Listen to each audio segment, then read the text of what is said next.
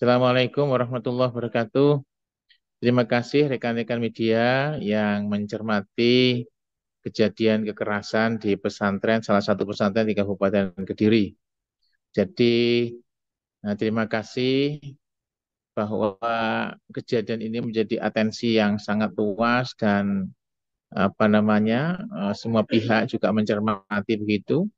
Mengapa ya? Karena sangat sangat tragis lah kejadian ini. Dan apa namanya eh, sangat-sangat disayangkan kenapa harus terjadi dan sudah ada indikasi anak minta dijemput, kemudian dari lembaga juga apa namanya ya namanya eh, apa namanya eh, bukan kelalaian tetapi ada waktu yang kemudian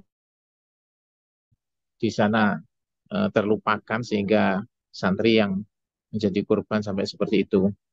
Jadi perkembangan saat ini bahwa alhamdulillah dari pihak pesantren juga sudah sangat terbuka untuk memberikan informasi. Kemudian dari pihak kepolisian juga sekarang sedang memproses untuk mengumpulkan bukti-bukti sehingga nanti empat pelaku ini akan dijadikan tersangka seperti itu atau seperti apa nanti menjadi kewenangan mereka pihak kepolisian dan kami dari pihak Kementerian Agama. Insya Allah besok kita akan turun ke lokasi dalam rangka memastikan pemberian treatment ataupun perlakuan kepada mereka seperti apa nanti. Ini oleh karena itu besar harapan kami bahwa pertemuan besok bisa menghasilkan satu kesepakatan, satu apa namanya eh, eh, aturan yang kemudian Eh, artinya bahwa tidak hanya pada aspek teknis yang harus kami lakukan, tapi mungkin ada kebijakan-kebijakan baru dari Kementerian Agama terkait dengan kasus-kasus yang terakhir ini terjadi. Ini oleh karena itu, sekali lagi atas atensi teman-teman di media, kami haturkan terima kasih, kami sampaikan terima kasih. Kita kawal bersama masalah ini, kasus ini sampai dengan seterang-terangnya kita tahu sehingga masyarakat tidak serta mengadili begitu saja tapi benar-benar memahami problem yang ada yang di lapangan seperti itu. Mungkin itu jadi tindakan-tindakan lain belum ada tapi masih pada taraf koordinasi dan besok kita akan ke lapangan seperti itu rekan. Mungkin ada pertanyaan, monggo. Selamat siang Pak. Perkenalkan Ya, Pak, saya Dedan Kurnia Pak dari ya, Republika. ya, Kemarin sempat ada statement dari Kemenak Kediri juga katanya bahwa pesantren tersebut tidak berizin atau seperti apa gitu. Mungkin siap, bisa ya. dijelaskan Pak. Iya. Jadi pesantren ini memang relatif baru, kemudian berdiri juga berdampingan dengan pondok pesantren yang sudah lama berdiri, Pondok Al-Islahiyah seperti itu. Jadi memang belum mengajukan izin operasional. Oleh karena itu, kami kemarin juga sudah koordinasi dengan pengurus RMI Jawa Timur untuk melakukan pertemuan karena mayoritas pesantren di Jawa Timur 99% adalah di bawah naungan RMI PWNU. Oleh karena itu, kalau nanti kami bisa bekerja sama dengan RMI, akan lebih cepat untuk penyelesaian lembaga-lembaga pesantren yang belum punya izin seperti itu. Oke. Jadi memang belum mengajukan izin ini. Mungkin yang lain, Mo- monggo. Mohon Iya. izin Pak, kalau Iya. belum berizin tapi sudah boleh beroperasi ya, seperti itu. Jadi begini, eh, sejarah berdirinya pesantren itu kan tidak berdiri langsung menjadi pesantren.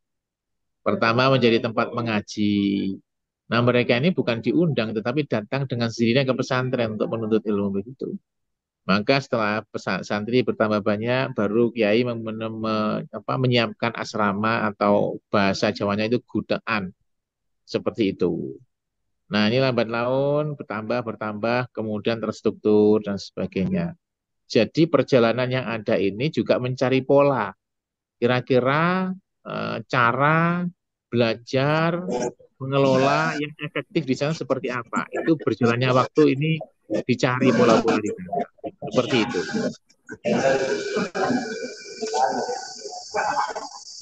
Oke, monggo yang lainnya.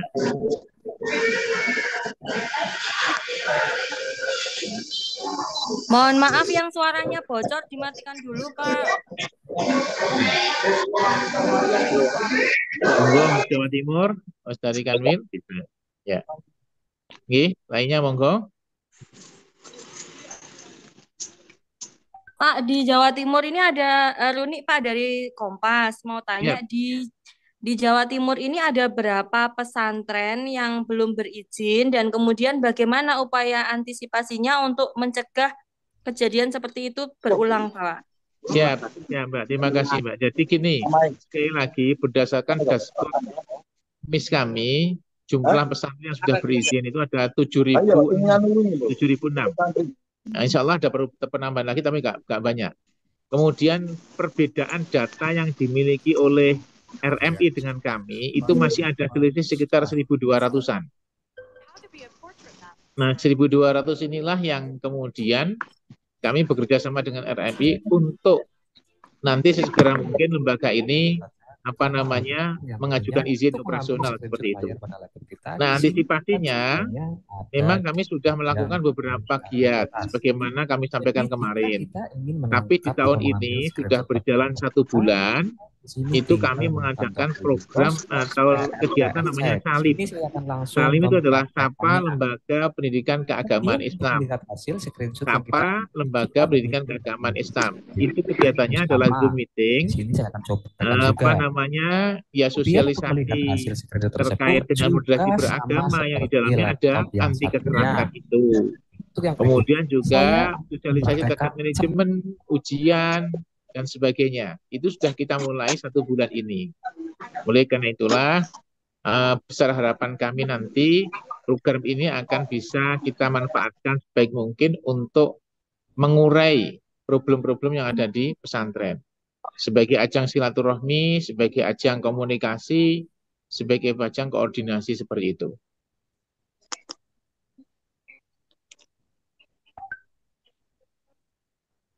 Oh ya, Pak, satu lagi, Ya. selain di Kediri, ini kan juga ada beberapa kasus yang sama di sejumlah daerah di Jawa Timur, seperti di Malang dan di tempat lain. Apakah treatmentnya sama atau seperti apa, Pak? Oke. Jadi tetap kita akan menggunakan secara umum kita akan sampaikan kepada semuanya. Tetapi kasus-kasus yang muncul di tempat yang lain itu memang ada karakteristik yang sama, ada karakteristik yang berbeda. Kalau yang di Jawa Timur ini selama tahun 2024 ini kan ada 3 kejadian, Blitar, Kediri, sama Malang. Nah, yang Blitar sama Kediri ini sama, kejadiannya sama. Hampir sama persis kejadiannya itu. Cuman motifnya yang berbeda. Dan yang di Kediri belum ditemukan motifnya.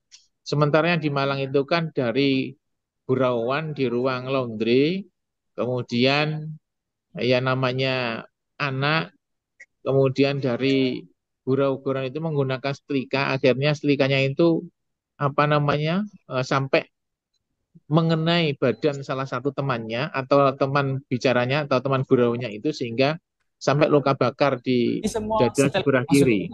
Yang ikonnya Iga sebelah kiri seperti itu. Seperti itu. Ya, monggo terusnya. Satu lagi pertanyaan, monggo.